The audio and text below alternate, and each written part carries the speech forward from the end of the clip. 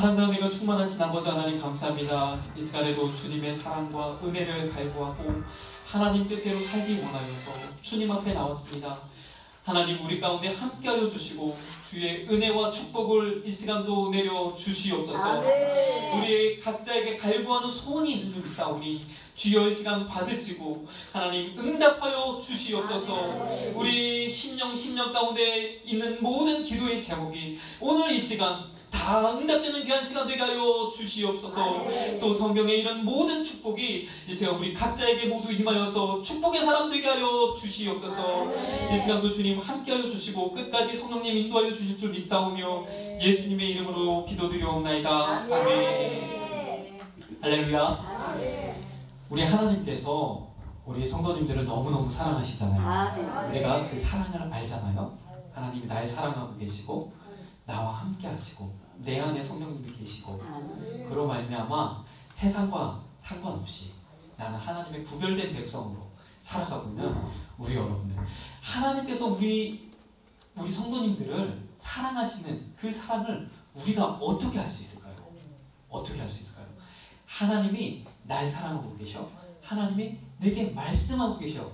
하나님이 이렇게 그 뜻을 가지고 계셔. 그 계획을 가지고 계셔. 나를 향한 하나님의 뜻이 있어. 이 모든 것을 우리가 어떻게 알 수 있을까요? 하나님은 영이십니다. 아멘. 하나님은 영이세요. 아멘. 우리가 그래서 신령과 진정으로 하나님 앞에 예배할 때, 영으로서 하나님 앞에 예배할 때 하나님의 우리의 영과 함께 교통하셔서 우리의 모든 소원을 아시고 또 그 모든 기도의 소원을 응답해 주시는 줄 믿습니다. 하나님은 영이셔서 그 하나님을 우리가 눈으로 배울 수 없고 귀로 들을 수 없는, 우리는 이렇게 부족하고 연약한 그런 존재예요. 근데 이 부족하고 연약한 우리들을 하나님께서 자녀 삼으시기 위해서 하나님이 우리들에게 말씀하고 계시잖아요. 지금도 말씀하고 계세요. 석범아, 너 정말 내 뜻대로 좀 살아다오. 내 마음에 합한 그 일을 좀 해다오. 하나님 말씀하시는데 우리가 영이 어둡고 우리의 영안이 어둡고 여기 귀가 어두워서 하나님의 음성을 듣지 못해요. 그래서 성경에도 보면, 성경 역사를 쭉 보면 이 노아 시대까지 그 기간 안에 하나님의 말씀, 하나님의 뜻이 잘 전달되지 않았어요. 사람들에게 잘 전달되지 않고 아담으로부터 시작해서 자녀들에게 이 말로써 하나님 이런 분이야 말로써 이렇게 전달이 되어지고 내려온 거죠. 그러다 보니까 많은 사람들이 하나님을 알지 못하고 하나님의 뜻을 알지 못하고 그래서 결국에는 멸망받을 수밖에 없어요. 그래서 불과 1000년 내지는 1500년 사이에 멸망이 임한 거예요. 멸망. 홍수로 말미암아 전 세계가 물로 심판을 받는 그런 일을 당하게 된 거죠. 그래서 하나님이 우리 가운데 말씀하시는데 그 말씀을 우리가 어떻게 알 수 있느냐. 하나님은 영이신데 그 영이신 하나님의 음성을 우리가 들으죠. 때로는 우리 가운데 하나님의 음성이 들리기도 해요. 하나님의 그 엄청난 그 목소리로, 우리 육성 같은 그 소리로, 아주 깊은 그 소리로 들리기도 해요. 그러나 사울이 바울 되어질 때, 하나님 예수님을 만날 때 사울아 사울아 왜 나를 핍박하느냐, 나는 네가 핍박하는 예수다, 이렇게 긴 말을 우리가 듣지는 못하고 짧은 음성대로 듣게 되는 거예요. 아주 하나님께서 급하시고 하나님께서 즉각적으로 응답하셔야 될 때 이 음성을 들려주시잖아요. 때로는 이렇게 음성을 들려주기도 하고, 우리가 깊은 씨름과 또 고통과 또 하나님 앞에 온전히 전심을 다하여 기도할 때 내 마음속에서 세미한 음성으로 하나님께서 말씀하시잖아요. 그때 어떤 음성이 들려요? 석범아 내가 너를 사랑한다. 이 세상 모든 사람들이 너를 인정하지 않아도, 너에게 뭐라고 한다 할지라도 나는 너를 인정해, 나는 너를 사랑해. 이 음성을 우리에게 들려주시잖아요. 저에게도 또 그 음성을 들려주셔서 제가 그 하나님의 사랑을 경험하고 붙잡고 주의 종이 되겠습니다. 결단하고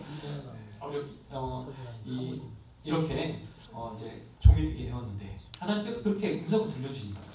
그런데 하나님께서 이렇게도 음성을 들려주시지만 더 많은 하나님의 뜻과 계획과 섭리와 이 모든 것, 우리의 구원에 관한 모든 이야기, 또 하나님께서 우리 인간들에게 바라시는 모든 것, 내가 어떻게 하나님을 섬기고 하나님의 복을 받아 누리는지, 이 모든 것을 이미 말씀해 주셨잖아요. 네. 어디에다가? 성경에다가. 성경에 하나님의 말씀이 좀 있습니다. 이 성경에 하나님의 말씀인데 이 하나님의 말씀을 우리에게 어떻게 주어졌냐면, 하나님이 모세를 부르시고, 모세야, 내가 이렇게 말할 테니 너 받아 적어라, 이렇게 하나님이 말씀하시기도 하지만, 대부분의 경우는 성경을 기록할 때 한 사람 아브라함을 택하시고 그 아브라함의 자손을 통하여 한 민족을 이루시고, 그 민족의 삶에, 그 민족의 역사 가운데 하나님이 개입하셔서 이 민족이 하나님의 뜻을 떠나면 하나님이 사람 막대기와 또 주변 국가들을 통해서 이들을 징계하시고, 또 돌아오라고 돌이키게 하시고, 또 회개하고 주 앞에 돌아오면 하나님이 그들의 행하셨던 모든 진노를 거두시고, 징계를 거두시고, 그들을 싸매시고 하나님의 백성으로 삼으시고, 또 세계 모든 민족의 뛰어난 민족으로 삼는 그런 일을 계속 해주셨단 말이에요. 그렇게 이 이스라엘이라는 이 나라를 선택하셔서 그 나라의 역사 가운데, 그리고 그 나라가 깨닫지 못할 때는 선지자들을 보내서 그들에게 하나님의 말씀을 전달하고 그 말씀을 기록하게 하셨단 말이에요. 이 지구상에 많은 종교가 있지만, 이 종교들이 바탕으로 삼고 있는 이 경전, 예를 들어 뭐 불교 경전이라든지 뭐 마호메트의 뭐 코란이라든지 이런 것들은 대부분 사람의 지혜의 말이나 또는 어느 누군가에게 받아 적었다고 하는 그런 것들이에요, 대부분. 그런데 하나님은 직접 들려주신 이야기들도 있지만 대부분은 역사 가운데서 하나님이 그 역사를 운행하시고 이 세상 모든 것을 주관하시는 주관자임을 드러내시면서 이 성경을 기록하셔서 그 성경을 오늘날 우리말로 번역되게 하시고 우리 가운데 전달해 주는 좀 있습니다. 예수 그리스도가 이 땅에 오시고 성경이 완성된 이후에 이 성경으로부터 말미암아 성령이 우리 가운데 그 말씀을 조명해 주니까, 그 이전에 노아 이전의 시대는 더 그랬고, 또 구약 시대 때는 이스라엘 백성이 그토록 하나님 말씀을 듣지 않았는데, 그 이후에 예수 그리스도가 오시고 성령이 역사하시자 어떻게 되었어요? 폭발적인, 예수님의 12제자로부터 또 백이신 분들로부터 또 온 아시아, 그리고 전 유럽과 또 전 세계에 복음이 증거되는 아주 폭발적인 그런, 그래서 이 성경을 통해서 하나님의 말씀하고, 그래서 우리가 늘 하나님의 말씀을 상고하고 하나님의 말씀을 묵상하고 그 말씀대로 나아가는 것이 중요한 점이 있습니다. 그런데요, 하나님이 성경을 기록하실 때는 이 기록하시는 저자의 마음과 생각과 성품과 능력을 다 활용하셔서 기록해 하셨어요. 그리고 이 저자가 기록할 당시의 상황과 환경들을 활용하셔서 기록하셨단 말이에요. 그 모든 것들을 통해서 사람에게 영감을 주시고 하나님의 뜻대로 성경을 기록하도록 몰아가셨단 말이에요. 그런데 이 성경의 66권 중에 하나님이 직접 말씀하셔서 그 말씀 그대로 써놓은 그 성경이 있다는 거, 바로 그 성경이 레위기입니다. 우리 심지어는 하나님께서 직접 기록하신 말씀이 있어요. 바로 십계명.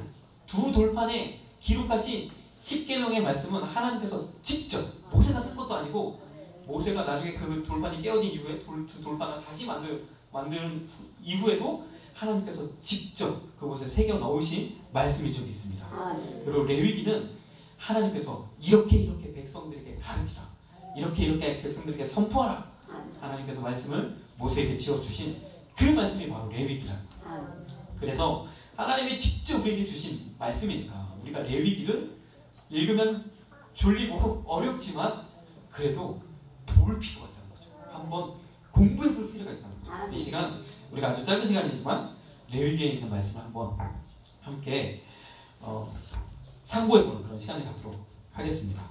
먼저 오늘 본문 말씀 레위기서 26장에 있는 말씀은 레위기서에는 잘 아시지만 여러 가지 제사에 관한 이야기, 그리고 정결과 부정결에 관한 이야기, 그리고 하나님의 백성으로서 살아가야 될 성결한 삶을 위한 그런 도덕과 규례가 그 율법이 기록되어 있는 책이잖아요.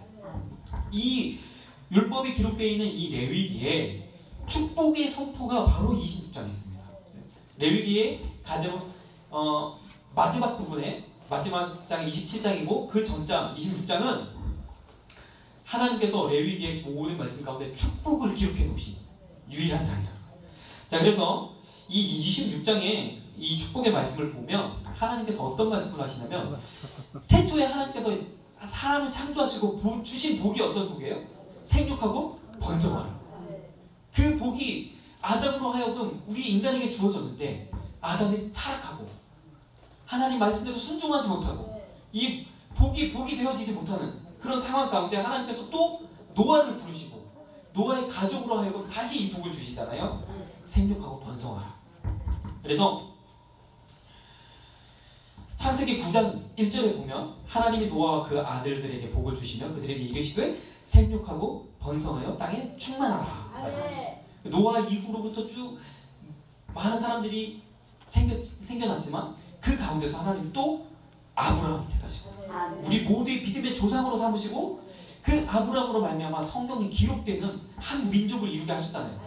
이 민족을 이루게 하시면서 아브라함에게 역시 번성하고 창대케 되리라는 말씀을 주고 계십니다. 창세기 17장에도 내가 내 언약을 나와 너 사이에 세워 너로 심히 번성케 하리라. 약속하고 계십니다.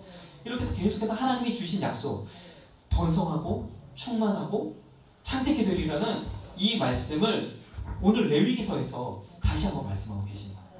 그래서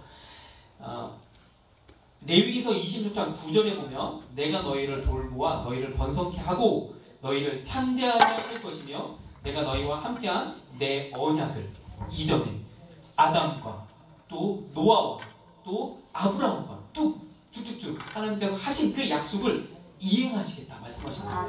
자, 어떻게 그 약속을 이행하십니까? 4절을 보면 내가 너희에게 철따라, 개역 개정에는 철따라, 옛날 성경에는 시후에 이렇게 나와 있는데 그 뜻이 바로 철따라 비를 주신다. 아주 때에 맞게 비를 주신다는 거예요. 자, 이렇게 되면 어떻게 됩니까? 때에 맞게 햇빛을 내려주시고 비를 내려주시고 아주 적당하고 알맞은 비를 내려주시면 여기 오다 보니까 아주 그냥 넓게 이 평야가 펼쳐져 있는 그 모습을 부산에 이렇게 내려올 때 보게 되는데 이제 벼들이 아주 노랗게 익어가고 있더라고요. 이 아름다운 이 토지에 하나님께서 때를 따라 비를 주시면 풍성한 열매를 맺게 되는 줄 믿습니다. 풍성한 열매를 맺으려면 하나님이 개입하셔야 됩니다. 하나님과 함께 하셔야 됩니다. 하나님이 비를 주셔야 됩니다. 내가 너희에게 철 따라 비를 주리니 땅은 그 산물을 내고 밭의 나무는 열매를 맺으리라. 자, 여기서 그치는 것이 아니라 산물을 내고 열매를 맺을 때 어떻게 되냐면 너희의 타작은 포도 딸 때까지며 너희의 포도 따는 것은 파종할 때까지 미치리니 이렇게 말씀하고 있어요. 1년에 이모작이라고 해서 두 번의 농사를 짓잖아요. 쌀 벼농사를 짓고 그 이후에는 보리 농사를 짓고 이렇게 두 번의 농사를 짓는데 쌀 추수가 끝나기 전에 보리 농사가 들어가는 거예요. 보리 파종이 시작되는 거예요. 공백이 없다는 거예요. 얼마나 큰 일이에요. 그때까지 우리에게 먹을 것이 풍성하다는 거예요. 사실 옛날에 우리 그 어르신들은 아시겠지만 보릿고개가 있었잖아요. 왜 그래요? 쌀 추수를 마치고 그 거두어들이 쌀이 다 떨어지고 보리를 추수하는 그 기간에 공백 기간이 있었기 때문에 힘이 힘들었잖아요. 그런데 그런 일이 없다는 거예요. 풍성하게 계속해서 시기에 맞춰서 때와 시기를 따라서 하나님께서 이 모든 것을 더하여 주시니 그러므로 말미암아 너희가 음식을 배불리 먹고 너희의 땅에 안전하게 거하리라. 자, 우리에게 이렇게 풍성한 것을 허락하게 주셨는데 자꾸만 이 복이 새어나가면 그것도 또한 문제예요. 전대에 구멍이 뚫려가지고 하나님이 쏟아 부어 주시는데 이게 자꾸 새나가. 몸이 아파서 새나가고 문제가 생겨서 새나가고 가족이 여러 가지로 이렇게 되면 안 되잖아요. 그래서 하나님께 그 다음에 무엇을 약속하시냐면 안전함과 평안함. 자, 5절 끝에 보면 너희 땅에 안전하게 거주하리라, 안전하게 거하리라. 그래서 6절에 내가 그 땅에 평화를 줄 것이며 너희가 누울 때에 너희를 두렵게 할 자가 없을 것이며. 아멘. 아무리 코로나가 극성을 부린다 할지라도 우리 엘기도원과 이곳에 소속된 모든 성도님들에게는 아무런 제약도 아무런 두려움도 그런 존재가 되어지지 않을 줄 믿습니다. 아멘. 맞습니다. 저도 이 계속 뉴스를 듣고 막 그러다 보니까 아 이게 무섭더라. 아니 코로나 걸리면 어떡하지? 또 저희 아기가 있어가지고 아 우리 아기 이거 걸리면 어떡하지? 만약에 내가 한명 걸리면 아 우리 교회는 어떻게 해? 이런 생각이 드니까 위축이 되고 안 되겠더라고요. 그래서 저는 결단을 했어요. 뉴스를 보지 않게. 문자가 막 오는데 아유 하나님이 지켜주실 거야. 아멘. 믿음으로 나아가면 믿음대로 되어지는 줄 믿습니다. 오늘 우리가 레위기서를 통해서 하나님의 보혈의 은혜를 배울 텐데 그 보혈의 은혜, 그 보혈의 덕분이 우리 엘기도원 가운데, 우리 성도님들 삶 가운데, 가정 가운데 임하게 될 줄로 믿습니다. 그렇게 된다는 거예요. 자, 이렇게 평안함이 있으면 평안하고 하나님이 모든 걸 지켜주셔서 풍성하고 평안하고 이렇게 하신 이후에 하나님이 또 한 가지를 약속하셔요. 7절에 보면 너희의 원수들을 쫓으리니 그들이 너희 앞에서 칼에 엎드러질 것이야. 우리의 원수들 앞에서 우리를 승리케 하시겠다는 거예요. 내 힘과 능력이 아니라 하나님께서 우리를 보장하여 주시고 우리의 믿음대로 이루어 주시고 내가 기도한 대로 응답해 주심으로 말미암아 내가 그를 위하여 기도하면 그 기도가 응답됨으로 말미암아 그가 아 이 사람 정말 하나님의 사람이구나 알게 되는 그런 놀라운 은혜를 우리에게 부어주시겠다. 너희가 원수들을 쫓으리니 그들이 너희 앞에서 칼에 엎드러질 것이요. 8절 또 너희 다섯이 백을 쫓고 너희 백이 만을 쫓으리라. 아멘. 일당백이 여기서 나옵니다. 일당백. 우리 일당백. 이 복을 하나님께서 우리에게 주신답니다. 아멘. 비철을 따라 비를 주시고 그로 말미암아 풍성한 수출을 주셔서 공백기가 없도록 계속해서 우리에게 공급하여 주시고 이것이 새어나가지 않도록 우리에게 평안함과 안전함을 그 땅에서 안전하게 구할 수 있도록 우리에게 평안을 허락하여 주시고 그 이후에 모든 대적 가운데 모든 사람들 가운데 모든 예수 믿지 않는 사람들 가운데 우리를 승리케 하시는 하나님의 놀라운 축복으로 함께 하시는. 그리고 9절 말씀에 내가 너희를 돌보아 너희를 번성케 하고 너희를 창대하게 할 것이며 이 하나님의 태초에 주신 그 복을 이런 과정을 통해서 이루시겠다고 말씀하십니다. 우리에게 그 복이 임하였는 줄 믿습니다.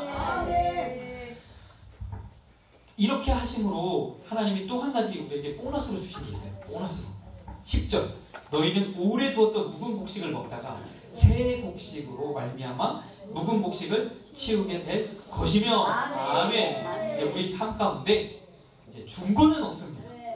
우리 가운데 새거 자동차도 새 차, 우리 성전도 새 성전, 모든 것들이 이렇게 하나님이 새 것으로 채워주시는 놀라운 중고, 쓰다가 만 것 이것들은 예수 믿지 않는 저 바깥 사람들이 다 사용하시고 우리 이 엘기도원에 있었을 때 우리 모두는 하나님이 주신 새 것으로 기쁨을 만족해 되어지는 우리는 저 여러분들에게 간절히 소원합니다. 하나님이 이거 보너스로 주신다는 거예요. 이렇게 우리 이 복을 하나님이 주시는데 이 복에 단서가 하나 있잖아요. 단서. 오늘 본문 말씀 맨 앞절 3절에 너희가 내 규례와 계명을 준행하며 요 단서가 있다. 그래서 우리가 이 복을 하나님이 이미 우리 가운데 주어졌는데 예수 그리스도로 말미암아 이미 주어졌는데 우리가 하나님 말씀대로 살지 못해 하나님의 뜻을 바로 분별하지 못해서 그렇게 된다. 자, 레위기서에는 잘 아시다시피 제사에 대한 이야기가 나와요. 우리가 이 제사에 대한 이야기를 살펴보면 하나님은 우리 가운데 무엇을 원하시는지 알 수 있다는 거예요. 자, 유대인들은요 이 2000년 동안 모세에게 율법이 주어지고 1500년 이상, 1000년 이상을 이 율법을 지키면서 이 제사를, 희생 제사를 드리면서 살았어요. 그럼에도 불구하고 그 하나님이 말씀하신 그 말씀, 그 제사의 영적인 의미를 깨닫지 못하고, 그 하나님의 마음을 깨닫지 못하고 결국에는 어떻게 했어요? 예수 그리스도를 십자가에 못 박는, 아주 하나님이 그 나라 백성을 선택하셔서 하나님의 말씀을 다 기록하셨는데 정작 본 백성은 하나님의 말씀의 뜻을 알지 못해서 슬피 울며 이를 갖는 이런 일이 발생했대요. 너무너무 안타깝죠. 이스라엘 백성 너무너무 안타깝죠. 그러나 마지막 때에 하나님이 그들을 돌이키실 줄 믿습니다. 그런데 그 내용이 뭐냐면 첫 번째로는 번제, 그리고 소제, 그리고 화목제, 속죄제, 속건제, 이렇게 순서로 나오는데 이 중에서 우리가 희생제사를 드린 네 가지 제사에 대해서 한번 보려고요. 번제, 그리고 화목제, 속죄제, 속건제, 이렇게 보기를 원하는데, 먼저 번제는 말 그대로 하나님 앞에 제물을 온전히 다 하나도 남김없이 다 불태워서 드리는 제사예요. 우리의 헌신, 우리의 하나님에 대한 사랑, 하나님에 대한 열정, 이것을 의미하는 적이 있습니다. 너희는 거룩한 산제물이 되라 말씀하셨잖아요. 나의 모든 것을 불로 태워 하나님 앞에 드리는 것 같은 그 제사, 그것이 바로 영적, 신령과 진정으로 드리는 예배요, 영적 예배라 말씀하시잖아요. 우리가 이렇게 하나님 앞에 번제로 내 자신을 드리는 그것이 무엇입니까? 바로 나를 부인하는, 내 뜻대로 마옵시고 아버지 원대로 하옵소서. 내가 하나님 앞에 나왔을 때 내 뜻대로 찬양하고 내 마음대로 하는 것이 아니라 아버지 뜻대로 이렇게 하는 것이 바로 번제를 하나님 앞에 올려드리는 그런 모습인 줄 믿습니다. 우리가 더 여러 가지를 그 의미를 생각해 볼 수 있지만 지금 더 아주 중요한 것들만 짚고 넘어가고자 합니다. 자, 번제로 하나님 앞에 이렇게 드리고 제물을 온전히 불태워서 하나님 앞에 드리는 이런 제사. 그런데 화목제물은 어떻습니까? 이 제물을 가져와서 희생 제물을 잡은 이후에 그 제물을 다 불태워 드리는 것이 아니라 거기에 있는 기름, 간에 덮인 기름과 콩팥과 이 모든 기름들만 하나님 앞에 올려드리고 나머지 고기는 어떻게 해요? 네, 나눠서 함께하는 모든 사람들이 나눠. 이게 중요한 겁니다. 자, 이 제물은 어떤 제물이에요? 하나님 앞에 드려진, 하나님 앞에 나를 대신해서 드려진, 예수 그리스도를 상징하지만 나를 대신해서 죽어야 되는, 내 죄값을 치러야 되는 그런 제물이라. 이 제물이라는 의미는 특별히 많은 동물 중에서 흠없고 아주 온전한 것으로 선택을 하고 이것에 의미를 부여하는, 하나님께서 택한, 아주 하나님께서 선택한 그 제물, 하나님께서 거룩해 하신 그 제물입니다. 그런데 그 제물에 내 죄를, 나의 허물을, 나의 부족함을, 연약함을, 내게 주어진 모든 저주를 거기다 다 전가시키는 거예요. 그것을 가지고 하나님 앞에 올려드리는데 이 제물을 모든 사람이 어떻게 해요? 나눠 먹음으로 이 화목제가 마무리되는 줄 믿습니다. 다른 어떤 제사보다도 이 화목제는 나누어 먹는다는 것이 굉장히 큰 특징이에요. 이 제물을 나누어 먹는다는 건 무슨 의미인가요? 우리가 서로 친교하고 서로 은혜를 나누고 하나님이 내게 주신 간증들을 나누고 내게 역사하신 것들을 나누고 이런 의미도 있고, 또 하나님과 나 사이에 이런 죄의 담과 이 모든 막힌 것들을 허무는 하나님과의 정말 온전한 그런 친근감을 누리는 그 의미도 있지만, 또 하나의 중요한 의미는 바로 그 제물 대신 예수 그리스도를 나눈다는 거예요. 다시 말해서 땅끝까지 복음 전하는 의미가 됩니다. 그래서 우리가 화목제물을 예배소서 2장에도 분명하게 바울사도는 얘기하고 있어요. 화목제물이 되신 예수 그리스도로 말미암아 이방인인 우리에게, 먼 데 있는 우리에게도 복음이 증거됐다고 말씀하고 있어요.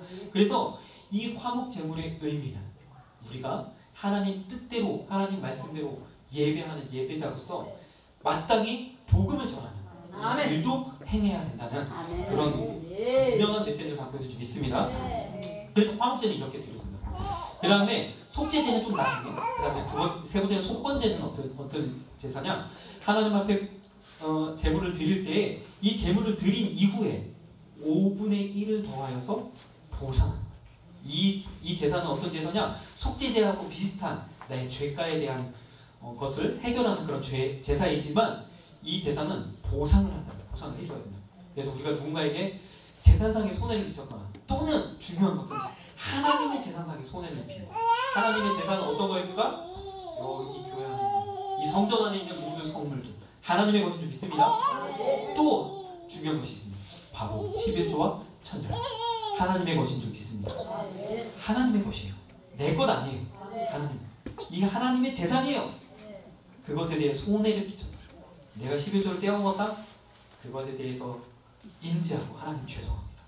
다시 그 11조를 내가 드릴 때는 성경적으로 하면 5분의 1을 더하여서 그렇게 드리도록 돼요. 속건제는 이런 제사예요. 속건제는. 그래서 하나님은 분명히 죄값을 치를 때 보상에 대한 의미를 정확하게 담고 있어요. 그래서 우리가 죄 지었는데 우리가 죄인인데 이 죄를 하나님 그냥 없이 하실 수도 있는데 예수 그리스도를 주셔야 하는 이유가 이 땅 가운데 십자가에 죽도록 내어주셔야 되는 의미가 바로 제 값을 치러야 되잖아요. 그렇기 때문에 반드시 우리 안에 하나님 보상해 드립니다. 그것이 바로 속건제의 의미가 좀 있습니다. 마지막으로 속죄제를 다루는데요. 이 속죄제는 아주 다른 어떤 제사들보다 아주 특이한 점이 있어요. 어떤 점에서 특이하냐면 속죄제는 피를 처리하는 방법이 달라요. 자, 다른 제사들은 제물을 잡고 제물의 피를 양푼에 받습니다. 양푼에 받아서 그것을 가져와서 번제단이죠. 제단 사면에 뿌립니다. 사면에 뿌릴 때 신학자들은 그 뿌림이 어떤 뿌림이냐? 번제단 사면에 이렇게 끼얹는 거예요. 피를 끼얹습니다. 번제도 그렇고 화목제도 그렇고 속건제도 그렇고. 그러나 속죄제는 다릅니다. 속죄제는